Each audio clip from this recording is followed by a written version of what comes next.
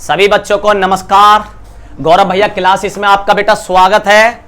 आज मैं आपको एक खुशखबरी देने जा रहा हूं। दिल्ली पुलिस की भर्ती, जैसा कि मैं कह रहा था 1 तारीख को आ जाएंगी, तो भर्ती थोड़ी बहुत देर में सरकारी रिजल्ट पे अपडेट हो जाएंगी। ठीक है, तो सभी बच्चे बेटा एक बार जोरदार तालियां करें सरकार के लिए। सरकार निकम्मी है, लेकिन चलो एक भर्ती तो कम से कम आई। यूपी पुलिस के लिए भी बहुत साल से हम डिमांड कर रहे हैं, तो हम उम्मीद करते हैं कि जिस तरीके से दिल्ली पुलिस की भर्ती आई है, यूपी पुलिस की भर्ती भी आए। अब मैं दिल्ली पुलिस के बारे में आपको एक बेहतरीन चीज बताता हूं। हर जवाब मिलेगा।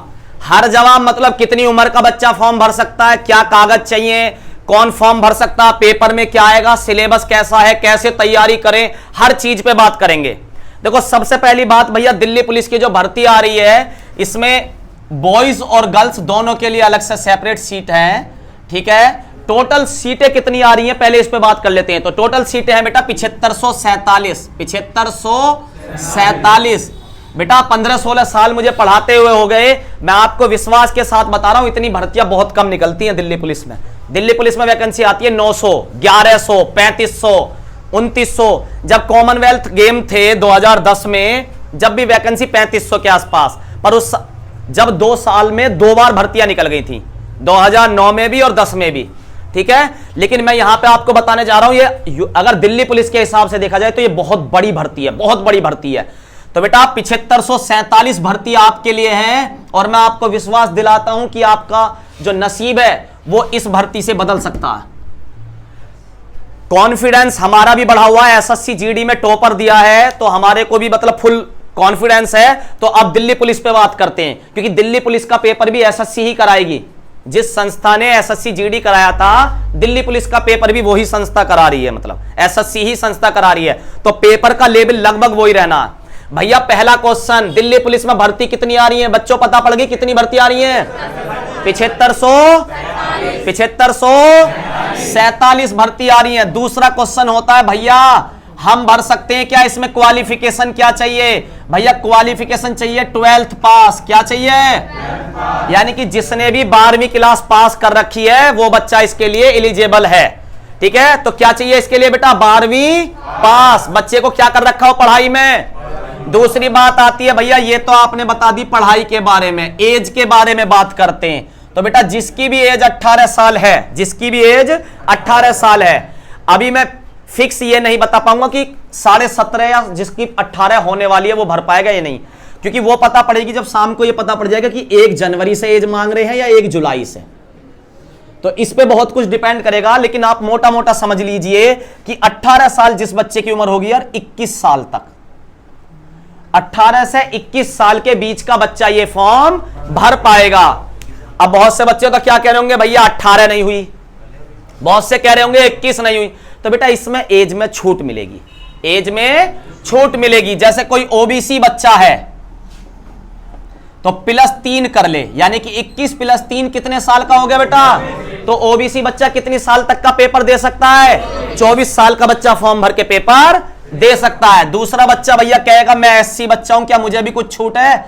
तो उसे 5 साल की छूट है। तो 21 और 5 26 साल। ठीक है, 26 साल। बहुत सी भर्तियों में 27 साल तक भी आ जाती है, तो यह भी शाम तक पता पड़ेगा, लेकिन कम से कम 26 साल वाले बच्चे तक को पेपर देने का मौका मिलेगा।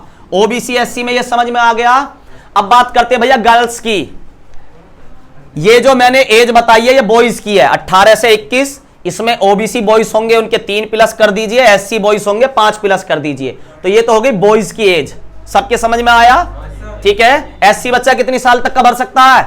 26 वाला तो भरेगा ही भरेगा। ओबीसी में 24 वाला भरेगा ही भरेगा। अगर ये 21 से 22 हो जाती है तो 1 साल प्लस हो जाएगी। ठीक है, अभी जो मेरे पास जानकारी है वो 18 से 21 की जानकारी है, जो सटीक जानकारी है बेटा। दूसरी बात भैया गर्ल्स, गर्ल्स के लिए ये एज बढ़ के हो जा रही है 28 से 25, 18 से 25, यानी कि 18 से 25 साल का जो जनरल बच्ची है, जो लड़की है जनरल, वो फॉर्म भर पाएगी। ओबीसी लड़की +3 कर ले, एससी लड़की +5 कर ले। ठीक है, तो ये बात समझ में आ गई सभी बच्चों के। एज में इससे मैंने कम से कम छूट लेके ये माना है आपको। ठीक है, 1-2 साल घटा के, जिससे बच्चा एकदम डरे ना। दूसरी बात भैया, आपने भैया बता दिया 12th पास चाहिए, आपने एज के बारे में थोड़ा वर्णन करा, इस एज के बच्चे। तीसरी बात करता हूं जो सबसे ज्यादा जरूरी चीजें होंगी। आज 1 सितंबर है और 1 अक्टूबर को समझ लीजिए फॉर्म का एंड। 1 महीने फॉर्म चलेगा, 1 अक्टूबर को फॉर्म नहीं भर पाएगा, बंद हो जाएगा। तो यहां पे मैं जो सबसे इंपॉर्टेंट चीज बताने जा रहा हूं बेटा, वो बहुत ध्यान से सुनना, क्योंकि ये ना मैं घटा सकता हूं ना बढ़ा सकता हूं, ना मेरे हाथ में ना आपके हाथ में। डॉक्यूमेंट में जो चीजें हैं आपकी वो चलेंगी, लेकिन ये चीजें आपके हाथ में है और हमारे हाथ में है, हमें अपने भविष्य के लिए देखनी है। इसके लिए भैया क्या क्या चीजें मांगेंगे, तो एक तो आपके पास मूल निवास प्रमाण पत्र होना चाहिए और एक जाति प्रमाण पत्र होना चाहिए। अब जो बच्चे गांव के बच्चे हैं वो बच्चे यहां फंस जाते हैं बेटा। मूल निवास प्रमाण पत्र बनवाते तो मूल निवास प्रमाण पत्र स्टेट का और सेंट्रल का दोनों का एक ही चलता है। बहुत ध्यान से सुनना मेरी ये बात आपके भविष्य की है, क्योंकि बाद में आप धक्के खाओगे या आप जब ज्वाइन होने के लिए जाओगे वो कहेंगे लाओ फॉर्म किस कागज से भरा था, आप लेके जाओगे और आपको जाति के आधार पर बाहर कर देंगे, क्योंकि आपका सर्टिफिकेट वो मानेंगे ही नहीं। तो ये बात बहुत ध्यान से सुनना बेटा, कोई नहीं बताएगा आपको, ठीक है। मूल निवास प्रमाण पत्र जो होता है चाहे स्टेट का हो चाहे सेंट्रल का हो, दोनों का एक चलेगा। मूल निवास प्रमाण पत्र सेंट्रल का अलग से नहीं बनता है। तो एक तो आपको मूल निवास प्रमाण पत्र बनवाना है भैया। क्या जनरल वालों को बनवाना है या एससी वालों को बनवाना है या ओबीसी वालों को? बेटा सभी बच्चों को बनवाना है। ये चाहे जनरल बच्चा हो, चाहे एससी बच्चा हो, चाहे ओबीसी बच्चा हो, ये सबको बनवाना है, सबको। कहां बनेगा भाई? तहसील में बनेगा, तहसील में। जो मेरे से जुड़े बच्चे हैं उन्हें मैं नंबर भी दे दूंगा, एक जो धौलाना विधानसभा से हैं और धौलाना तहसील लगती है, उनको मैं 1-2 नंबर दे दूंगा। जो मेरे जान पहचान वाले हैं, आप थोड़ा जल्दी काम करवा सकते हो, ठीक है। दूसरी बात जाति प्रमाण पत्र, इसका बहुत ध्यान से सुनना बेटा। यहां मैंने बच्चों के साथ धोखाधड़ी होते देखी है बेटा। मैं किसी वकील को या उसको नहीं कह रहा, जनसेवा केंद्र को, क्योंकि वहां पे भी क्या है, अज्ञानता का अभाव है। उन्हें भर्ती के बारे में नहीं पता कौन सी चीज मांगी गई है। उनसे आपने कहा जी जाति प्रमाण पत्र बना दो, वो आपको बना के दे देंगे। तो जाति प्रमाण पत्र स्टेट वाला नहीं चलेगा। यहां जो जाति प्रमाण पत्र आपका यूपी पुलिस में चल जाता, हिंदी में बना हुआ होता, वो नहीं चलेगा भैया। जनरल वाले क्या बनवाए जाति के लिए? अगर ईडब्ल्यूएस बनवाना चाह रहे हैं, इसके लिए ध्यान रखें, वो जो सरकार ने गाइडलाइन तैयार करी है गरीबी वाली, वो आप फॉलो करते हो। तो ईडब्ल्यूएस बनवाएं तो सेंट्रल का बनेगा। ओबीसी वाले बनवाएं, ये भी इंग्लिश में बनेगा इनका भी, ये भी क्या बनेगा? सेंट्रल का। स्टेट वाला नहीं चलेगा ओबीसी का भी। एससी वाले बच्चों के लिए भी सेंट्रल का बनवाना पड़ेगा, कास्ट सर्टिफिकेट। कास्ट सर्टिफिकेट आपको सेंट्रल का बनवाना पड़ेगा। 2 तरीके के होते हैं, एक स्टेट का, एक सेंट्रल का।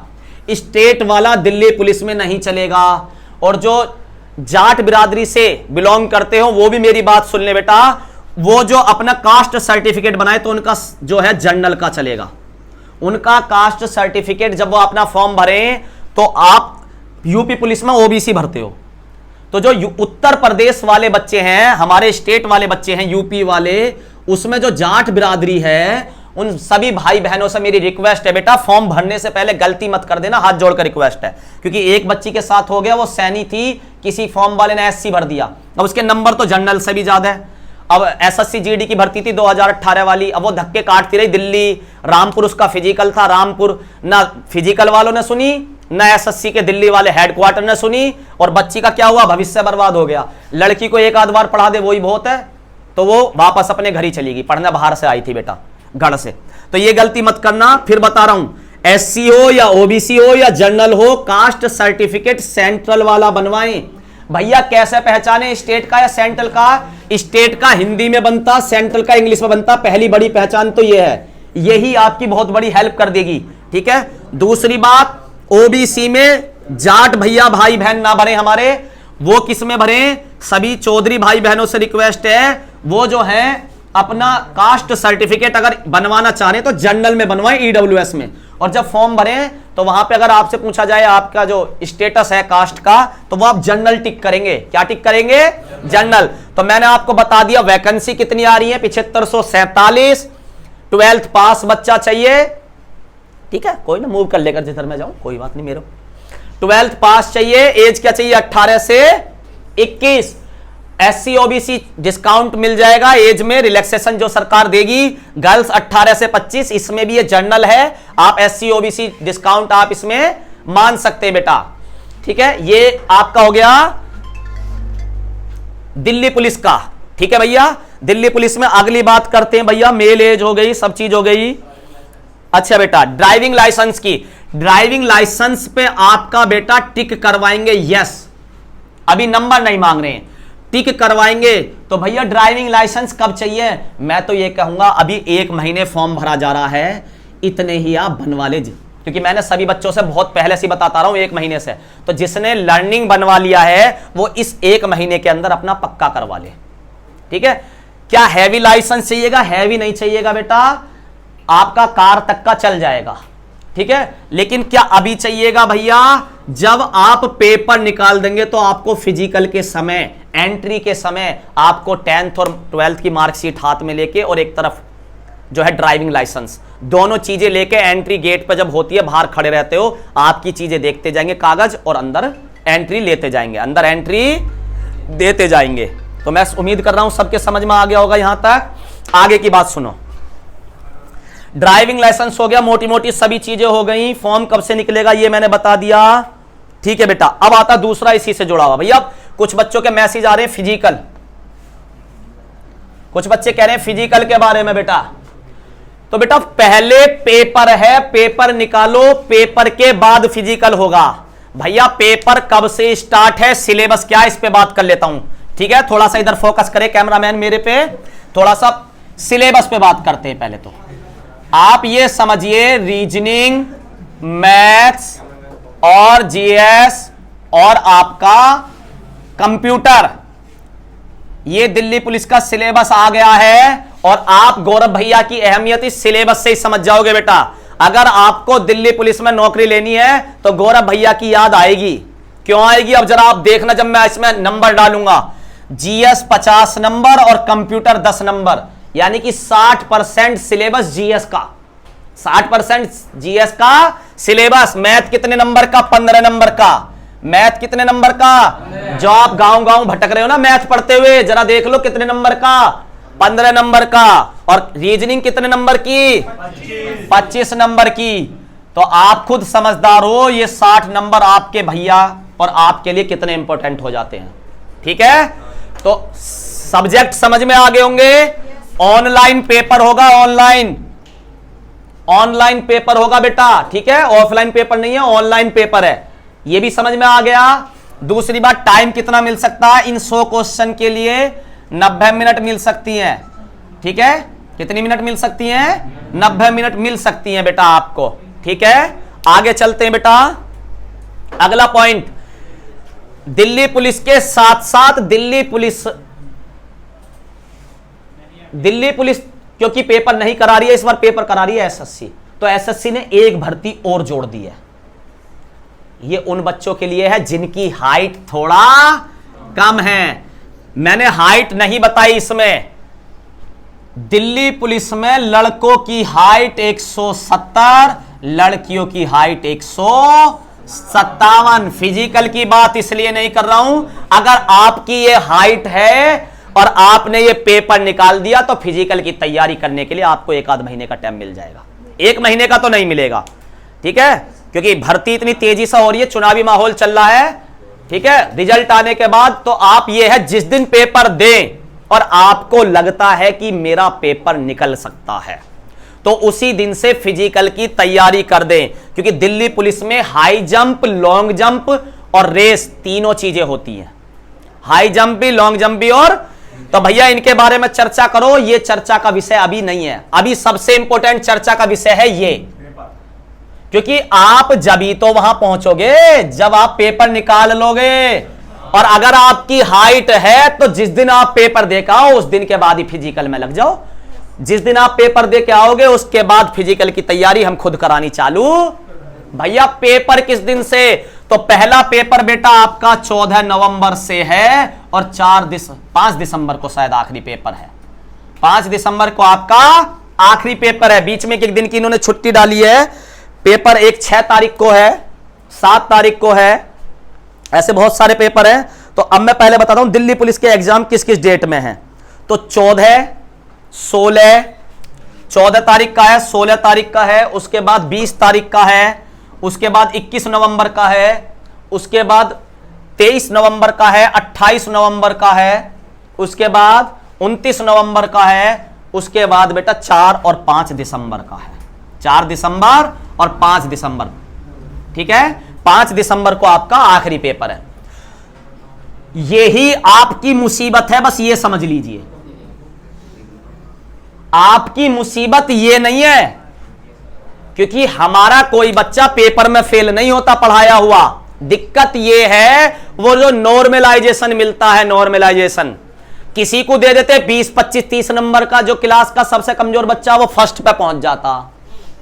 तो इससे लड़ने के लिए, क्योंकि कई दिन में पेपर हो रहा है और इसमें भी शिफ्टों में पेपर होगा, सुबह की शिफ्ट, दोपहर की शिफ्ट, शाम की शिफ्ट, तो आपको और ज्यादा अलग अलग शिफ्ट होती है, तो इसमें मिलता नॉर्मलाइजेशन। तो उससे बचने का एक ही तरीका, अपने पेपर में हर हालत में आप 100 में से कम 80% पेपर करके आने की कोशिश करो। 1-4 की नेगेटिव मार्किंग रहेगी। अगर आप 75 प्लस पेपर करके आ रहे हो, 70 प्लस पेपर करके आ रहे हो, तो आपके पास चांस बनेगा। लेकिन 80 से कम पे रिस्क रहेगा, इसलिए क्योंकि मैं एसएससी जीडी का भी आप रिजल्ट देख लो, 80 नंबर का पेपर, 1-4 की नेगेटिव मार्किंग, और उसके बाद भी पहली मेरिट जो थी 58, 59, 61, इतनी हाई मेरिट पहुंचाई। जनरल की मेरिट 61-62 नंबर पे थी लगभग, पॉइंट में 123 पॉइंट समथिंग पहली मेरिट, उसके बाद 2-2, 4-4 करके बढ़ाई, और फाइनल मेरिट लगभग 10-10 नंबर बढ़ाई। तो आप इस बात से अंदाजा लगा लीजिए, 75% पे तो ये पहले पेपर की मेरिट लगा रहे हैं, फिर फिजिकल के बाद मेरिट लगेगी, मेडिकल के बाद मेरिट लगेगी। 80% से नीचे रिजल्ट नहीं आता। आपसे झूठ बहकाते रहते हैं ऑनलाइन वाले टीचर, कहते रहते हैं 65% पे मेरिट लग जाएगी, 60% पे लग जाएगी। पिछली मेरिट से तुलना मत करो। पिछली मेरिट उस टाइम लगी जब भारत की सारी कोचिंगें बंद थी, कोरोना काल चल रहा था। क्या चल रहा था? तो कोरोना काल का थोड़ा बहुत ही असर खुला, कोई घर पे पढ़ा रहा टीचर, कोई ऑनलाइन पढ़ा रहा, वो फैसिलिटी बच्चों के पास नहीं थी। इस भर्ती के बारे में बच्चों को पहले से ही पता थी, तो बच्चे पहले से ही जुड़े हुए हैं, और अब भर्ती आ गई है तो बच्चे और मेहनत करेंगे। सबके सिलेबस समझ में आ गया दिल्ली पुलिस का। एमटीएस के लिए वीडियो अलग से बना दूंगा, क्योंकि ज्यादा बड़ी वीडियो होगी, हर चीज पे बात करी तो मैं आपको समझा दिया ये सारी चीजें। इस चीज में गलती मत कर देना बेटा, एक फॉर्म भरने में गलती मत करना। एसएससी वाले बहुत परेशान करते हैं सही करने में, और अगर इन चीजों में गलती कर दी तो सही करने को ही तैयार नहीं होते। आप ये समझ लीजिए, आप कॉम्प्लेक्स के चक्कर काटते रहो, सही करते ही नहीं है, वो घुमाते रहेंगे, आज आना कल आना, ये तुम्हारी गलती, नोट वो बनवा कर लाओ, ये बनवा कर लाओ, ठीक है। इतने क्या होता, सारे काम हो लेते हैं, बच्चा रह जाता घर। तो आप बहुत ध्यान से, आपको मैंने एक आइडिया दे दिया है रफली हर चीज का।